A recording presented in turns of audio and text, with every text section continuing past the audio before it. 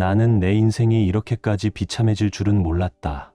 누군가는 시간이 해결해준다고 했고, 또 누군가는 참고 견디면 된다고 했다. 하지만 그들은 몰랐다.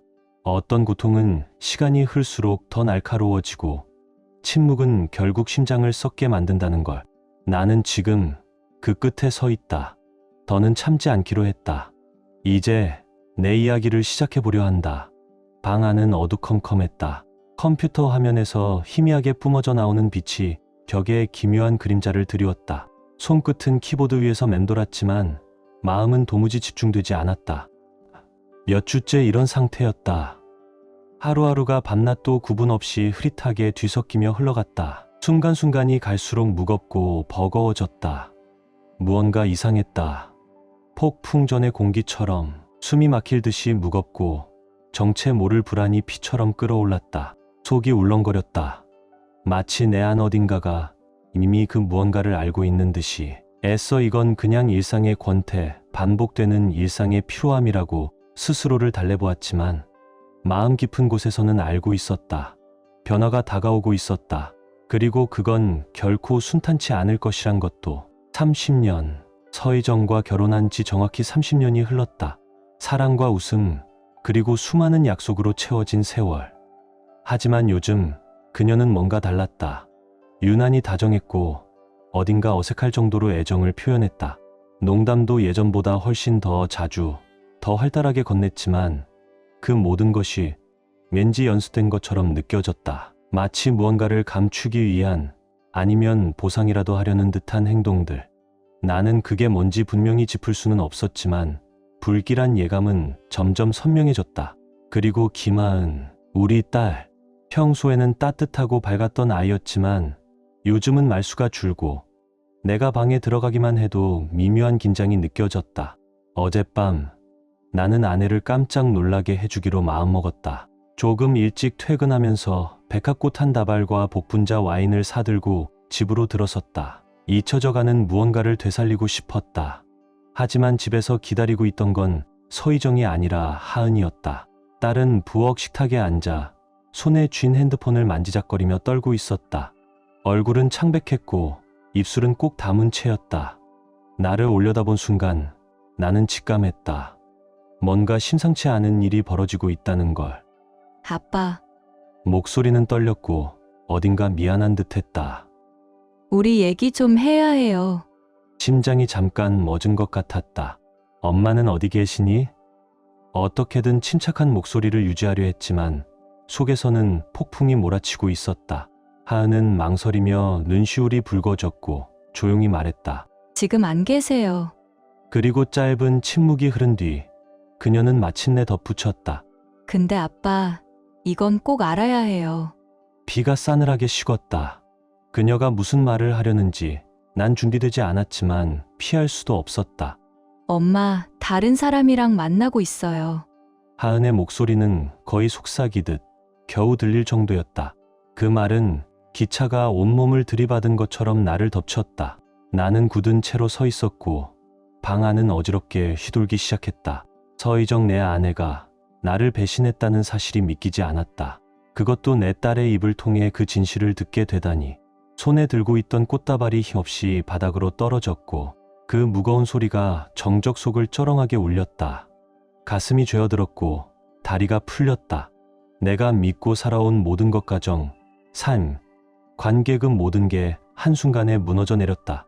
어디 계신 거니? 마침내 쥐어짜듯 물었고 내 말에 하은의 눈물은 주르륵 흘러내렸다.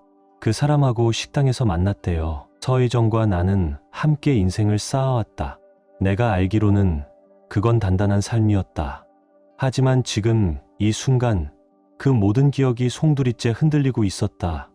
나는 우리가 쌓아온 삶이 견고하다고 믿었다. 그녀와 나는 대학 시절 처음 만났다. 아직 세상이 낯설고 꿈이라는 게 정확히 뭔지도 모르던 두 청춘이었다. 그때의 지영이는 참 눈부셨다. 붉은 계열의 머리카락, 그리고 어두운 공간마저 환히 밝히던 웃음소리. 나는 첫눈에 빠져버렸고 그녀가 결혼하겠다고 고개를 끄덕였을 때 마치 온 우주가 우리를 위해 정렬된 것 같았다. 그 이후로 30년 우리는 모든 것을 함께했다. 성공도, 실패도, 조용한 아침에 함께 마시던 커피, 아무 의미 없어 보이는 밤늦은 수다도 우리에겐 다 특별했다. 그 유대감은 깨질 수 없다고 믿었다. 하지만 언제부턴가 틈이 생겼다. 눈에 잘 띄지 않는 금이 조금씩 번졌고 나는 그걸 애써 외면했다. 나는 일에 파묻혀 살았다. 프로젝트, 승진, 마감, 그게 다 가족을 위한 거라고 생각했다. 지영이는 가끔 농담처럼 말했다. 당신은 회의실이랑 침대 말고는 관심이 없잖아. 웃으며 던진 말이었지만 그 안에는 무언가 서늘한 슬픔이 배어 있었다. 사진 액자 좀 걸어달라는 말도, 어디 놀러 가자던 제안도 더 이상 하지 않았다. 그렇게 작고 사소한 것들이 하나둘 사라져갔다. 스치듯 잡아주던 손길, 따뜻한 눈빛, 그 모든 것이 이제는 아련한 유령처럼 남아있었다. 나는 계속 스스로를 속였다. 부부 사이에 그런 거야. 사람이란 원래 점점 멀어지기도 하는 거잖아. 그게 자연스러운 거야. 그렇게 생각하려 애썼다. 하지만 어느 순간부터 지영이는 전혀 다른 사람이 되어갔다. 몇 달 전부터 그녀는 갑자기 손이 많이 가는 저녁을 준비하고 몇 년 동안 손도 안 대던 원피스를 꺼내 입고 예전보다 더 크게 웃고 더 자주 웃었다. 처음엔 반가웠다. 우리 관계에 두 번째 바람이 부는 건가 싶었으니까. 하지만 곧 그 미소와 몸짓들이 전부 연기처럼 느껴졌다. 마치 스스로도 믿지 못한 채 누군가의 역할을 억지로 수행하는 사람처럼. 그동안 하은이는 점점 말수가 줄었다. 예전엔 식탁 위에서 끊임없이 이야기하던 아이가 이젠 응, 아니, 몰라 같은 짧은 대답만 겨우 건넸다. 특히 지영이가 방에 들어올 때면 그녀는 내 눈을 피했다. 그날 밤 하은이가 마침내 사실을 털어놓았을 때 모든 조각이 맞춰졌다. 지영이는 스스로를 되찾고 있었던 게 아니었다. 그녀는 누군가를 숨기고 있었다. 정민석이라는 남자. 하은이 말로는 자기 친구였단다. 그 순간 나는 숨이 턱 막혔다. 지영이가 나를 배신했다는 것도 충격이었지만 그 모든 걸 우리 딸을 방패 삼아 저질렀다는 사실이 더 깊은 상처로 파고들었다. 그동안 나눴던 미소, 포옹, 말 한마디 한마디가 이젠 다 가짜처럼 느껴졌다. 깨진 유리 조각처럼 그 기억 하나하나가 나를 더 아프게 찔렀다. 도대체 어떻게 그럴 수가 있지?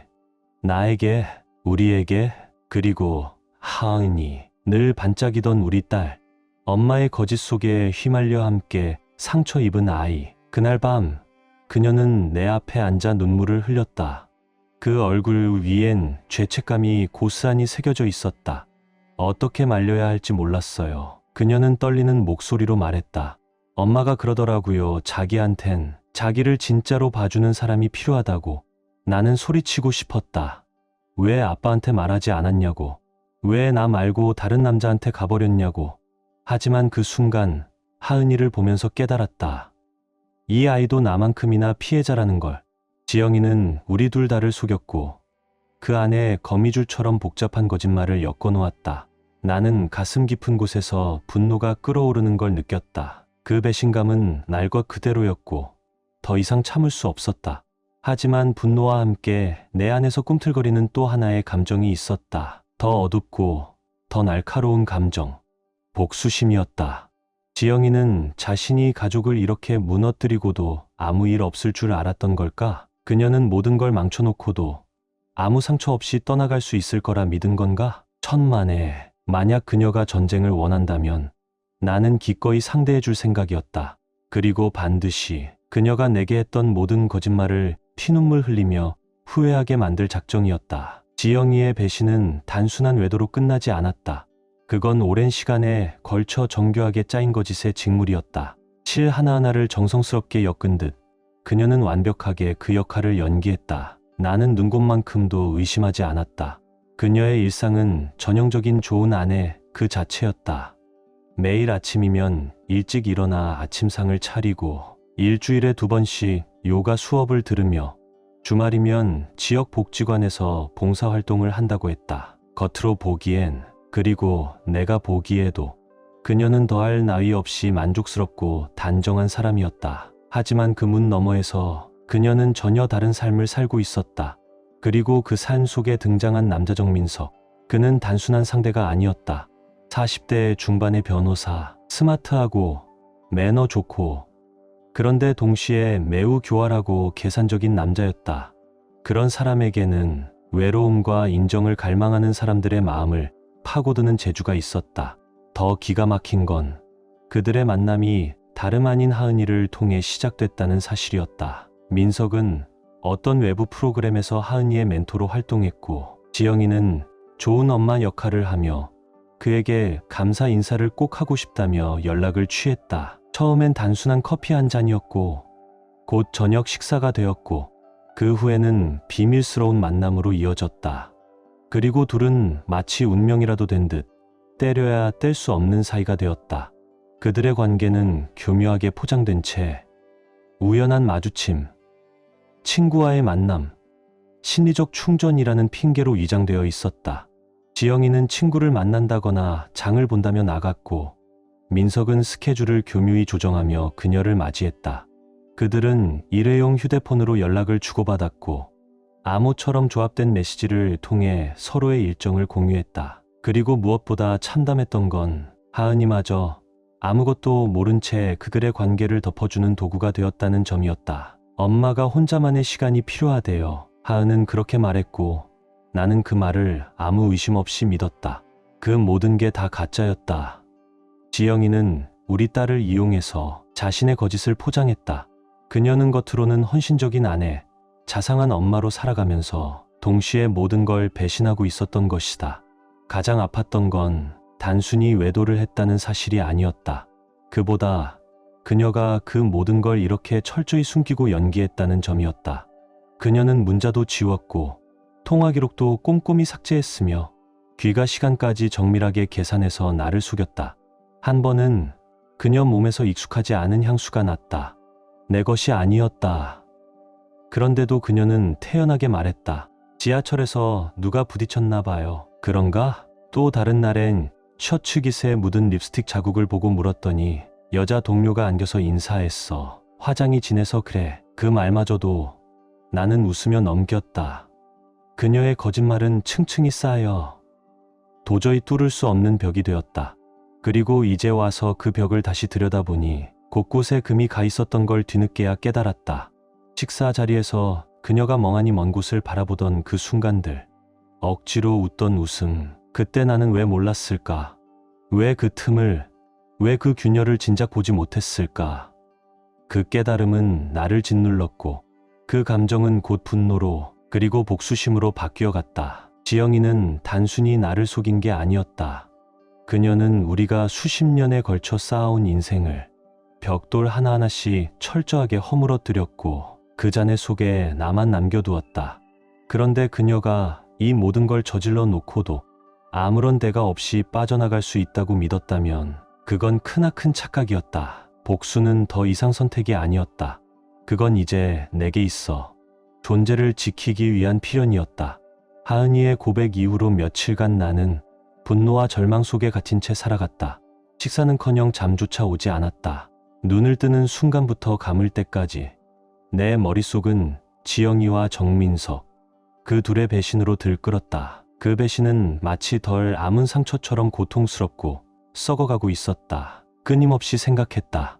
나는 어디까지 할 수 있을까? 어디까지 무너뜨릴 수 있을까? 복수는 단순히 그녀에게 벌을 주는 문제가 아니었다. 그녀가 만들어낸 혼란 속에서 나 자신을 되찾고 통제력을 되살리는 일이었다. 나는 계획이 필요했다.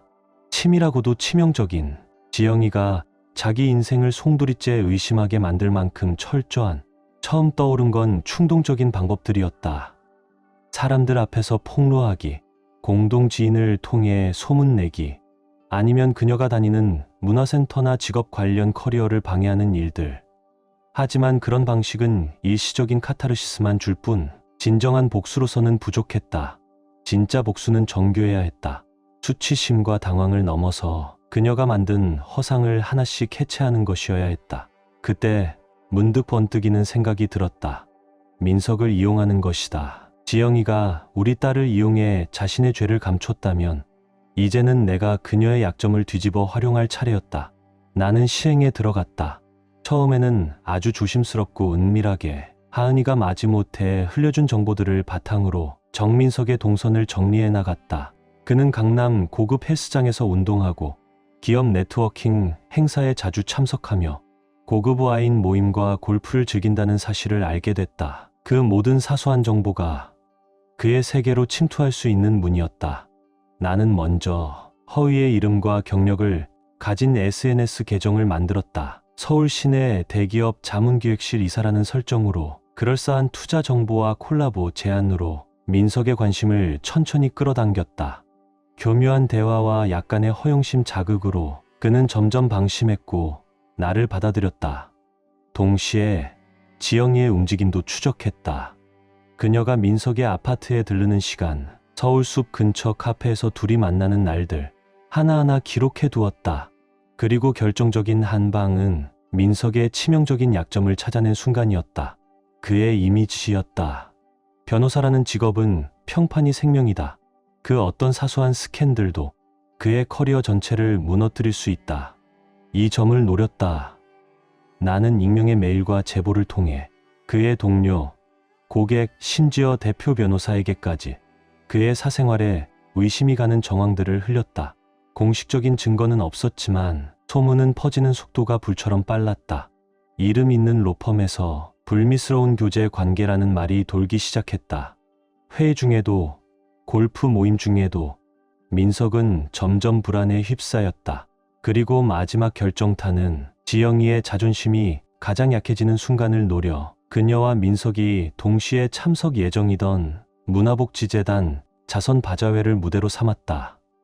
나는 그 자리에 언론 사진 기자와 지영이와 관련된 옛 지인 몇 명까지 슬쩍 초대해 두었다.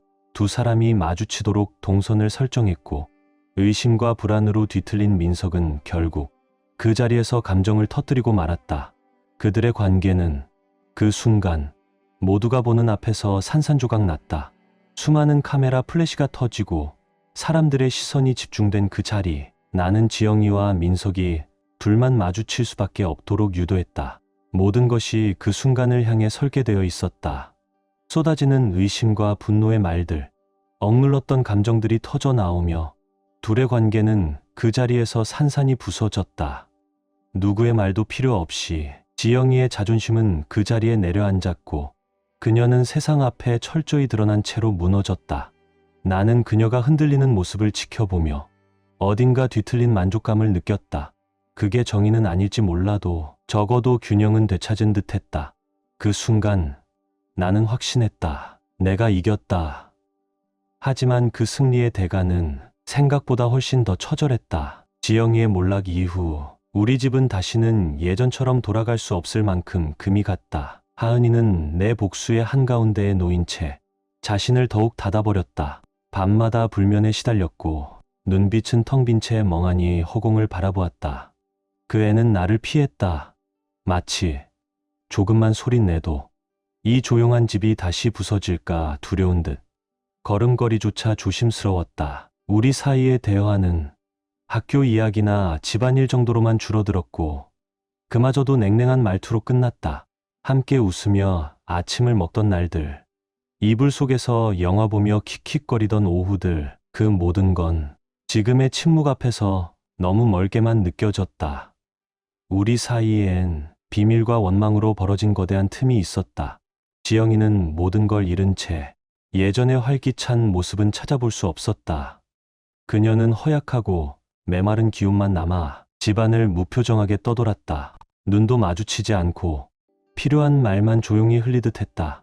식사는 각자, 설거지마저 말없이, 밤은 끝없이 길어졌고 부부 사이에 남은 것은 애정 대신 무관심뿐이었다. 나는 그녀가 무너져가는 걸 지켜보면서도 그 속에서 묘한 공허함을 느꼈다.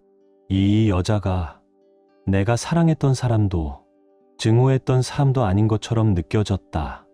그저 껍데기만 남은 한 존재. 그리고 나 역시 그 감정의 여파에서 자유롭지 못했다. 분노는 아직 식지 않았지만 그 아래에는 피로가 깊게 뿌리내리고 있었다. 온몸이 지쳤고 감정이 마를 정도로 무뎌졌다. 잠은 들지 않았고 눈을 감으면 대립과 붕괴의 장면이 꿈처럼 반복되었다. 낮에는 일에 파묻혀 살았다. 엑셀, 회의, 일정표 속에 고통을 감추려 했지만 아무리 바쁘게 움직여도 결국 내가 저지른 일이 그림자처럼 따라왔다. 마치 집 안구석구석을 배회하는 유령처럼 나를 괴롭혔다. 이게 정말 승리라고 할 수 있을까? 내가 찾던 정의는 결국 지영이가 시작한 파괴를 내가 더 이어간 것에 불과했던 건 아닐까? 어느 날 저녁, 더 이상 이 조용한 지옥을 견딜 수 없게 되었을 때 나는 하은이에게 조용히 다가갔다. 소파에 나란히 앉으며 고탁칠 감정의 폭풍을 각오했다. 이대로는 안 되겠구나. 나는 숨을 길게 들이쉬고 말했다. 우리 이렇게 계속 살 수는 없어. 이 거리감이 아빠를 너무 힘들게 해. 하은이는 움찔하며 고개를 숙였다. 그리고 천천히 눈가에 맺힌 눈물이 뺨을 타고 흘렀다. 이게 내가 원해서 된 일인 줄 알아요? 그녀는 떨리는 목소리로 속삭였다. 나는 아무것도 바라지 않았어요, 아빠. 그냥 엄마가 힘들어할 때 곁에 있어줬을 뿐인데, 그런데 아빠는 엄마를 그렇게 무너지게 만들었어요. 지금 우리 가족 다 같이 무너졌어요. 그 말은 내가 생각한 것보다 훨씬 더 깊게 파고들었다. 나는 그제서야 내 복수가 누구에게까지 상처를 입혔는지를 직면할 수밖에 없었다. 나는 그냥 옳다고 생각했어. 나는 어렵게 대답했다. 하지만 그 말엔 확신이 실리지 않았다. 지영이는 우릴 배신했잖아. 너도 아빠도. 그걸 왜 몰라? 그런데 하은이는 고개를 저었다. 그 눈빛은 뚜렷하고 단단했다. 아니에요, 아빠. 엄마만 배신한 게 아니에요. 아빠도 우리를 무너뜨렸어요. 복수가 뭔가를 바꿔줄 줄 알았죠? 그런데 우린 더 망가졌어요. 그 말은 가슴 깊숙이 파고들었고 나는 순간 숨조차 쉬기 어려웠다. 하지만 동시에 그 말은 내 안 어딘가에 묻혀있던 깨달음을 건드렸다. 혼돈 속에서 반짝인 작은 진실 하나. 혹시 하은이 말이 맞을지도 몰랐다. 복수는 상처를 치유한 게 아니었다. 오히려 더 깊게 파낸 셈이었다. 그날 밤 우리 둘은 무너진 가정의 잔해 속에 앉아 있었다. 나는 그제서야 깨달았다. 내가 싸워야 했던 진짜 대상은 지영이도 민석도 아니었다. 바로 나 자신이었다. 만약 구원이란 게 존재한다면 그건 용서에서부터 시작되어야 한다. 그 후로 몇 주간 나는 갈림길에 서 있었다. 내가 선택해온 길의 결과들과 마주한 채 웃음소리와 따뜻한 온기로 가득했던 이 집은 이젠 텅 비어버린 메아리만 남았다. 지영이는 짐을 싸서 나갔고 그녀가 남긴 빈자리엔 어떤 가구도 어떤 추억도 채워줄 수 없었다. 하은이와 나는 서로를 조심스럽게 대했다. 서먹한 말투와 어색한 침묵 속에서도 아주 작게 희망이 고개를 들고 있었다. 아직 용서라고 할 수는 없었지만 그 시작이 될 수는 있었다. 나는 이미 너무 많은 걸 망가뜨렸다. 하지만 다시 새롭게 세울 수도 있지 않을까. 더 단단하고 더 진실된 무언가를. 어느 날 저녁 노을이 창가를 붉게 물들이던 시간, 나는 오래된 옷장 안에서 낡은 사진첩 하나를 발견했다. 가죽 표지는 달아 있었고 페이지마다 색이 발해 있었다. 하지만 그 안에는 한때 순수하고 환했던 시절의 우리가 담겨 있었다. 우리는 그때 젊었고 가벼웠고 세상이 줄 수 있는 모든 걸 꿈꾸며 반짝이던 눈을 가졌었다. 나는 불현듯 지영이의 상실 때문만이 아니라 내가 어떤 사람이었는지 잊어버린 것에 대한 슬픔이 밀려왔다. 어느 순간부터 나는 나를 잃었다. 분노와 배신감 속에 스스로를 갉아먹었다. 그런데 그 빛바랜 사진들을 보며 나는 문득 깨달았다. 아직 선택의 여지는 남아있다는 것. 과거의 나를 가두며 살 수도 있고 혹은 그걸 딛고 다시 일어설 수도 있었다. 그리고 전환점은 하은이가 내게 다가온 밤이었다. 그녀는 조심스럽게 소파에 앉더니 낮게 그러나 진심 가득한 목소리로 말했다. 아빠, 이제 우리 이 분노 속에 계속 갇혀있진 않았으면 좋겠어요. 우리 모두 상처받았잖아요. 하지만 이젠 엄마뿐 아니라 우리 자신도 용서해야 할 때인 것 같아요. 그 말은 내 마음 한가운데 깊게 울렸다. 용서란 지영이의 잘못을 잊자는 게 아니었다. 내가 저지른 선택들을 지워주는 것도 아니었다. 그건 우리 스스로를 원망과 증오라는 사슬에서 풀어주는 일이었다. 아직 확신은 없었지만 나는 그 길을 선택하기로 했다. 조금씩. 그리고 고통스럽게 나는 치유의 과정을 시작했다. 상담 치료를 받기 시작했고 마음속 깊이 쌓여있던 감정을 쏟아냈다. 속이 허해지도록 털어놓고 나면 조금은 가벼워졌다. 화가 나서 멀리했던 친구들에게도 연락을 시도했고 오랜만에 서로 안부를 나누었다. 그리고 무엇보다 나는 하은이와의 관계를 다시 쌓기 위해 노력했다. 우리는 아주 작은 것부터 다시 시작했다. 같이 밥을 먹고 조용히 동네를 걸으며 산책하고 배신에 대한 이야기는 피한 채 소소한 일상과 감정에 대해 나누었다. 그렇게 천천히 우리 사이에 세워졌던 벽이 조금씩 조용히 허물어졌다. 대신 아직은 연약하지만 분명히 자라나는 신뢰의 틈이 생겼다. 이제와 돌아보면 복수는 나에게 아무런 위안을 주지 못했다. 오히려 상처를 더 깊게 만들었을 뿐이었다. 진짜 강함은 무언가를 무너뜨리는 데 있는 게 아니라 다시 일어서는 데 있다는 걸 알게 되었다. 그리고 용서를 배우는 그 과정 속에서 나는 처음으로 삶의 진짜 의미를 조금은 이해하게 되었다. 지영이의 배신 이전으로 삶이 완전히 돌아갈 수는 없을 것이다. 하지만 그렇다고 해서 그게 불행만은 아니라는 사실도 이제는 안다. 어쩌면 모든 끝은 새로운 시작을 가장한 모습일지도 모르니까. 오늘 이 순간 소파 건너편에서 핸드폰을 보며 웃고 있는 하은이를 바라보며 나는 조용한 확신 하나를 느낀다. 앞으로의 길이 절대 쉽지는 않을 거라는 걸 안다. 하지만 오랜만에 나는 그 길을 맞이할 준비가 되었다.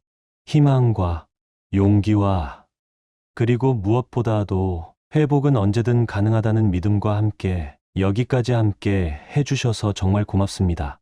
어쩌면 이 이야기는 누군가의 과거일 수도 지금의 현실일 수도 있겠죠. 상처는 시간이 걸리지만 그 속에서 피어나는 용기와 회복도 분명 존재하니까요. 당신의 마음에도 작은 위로가 닿았기를 바랍니다.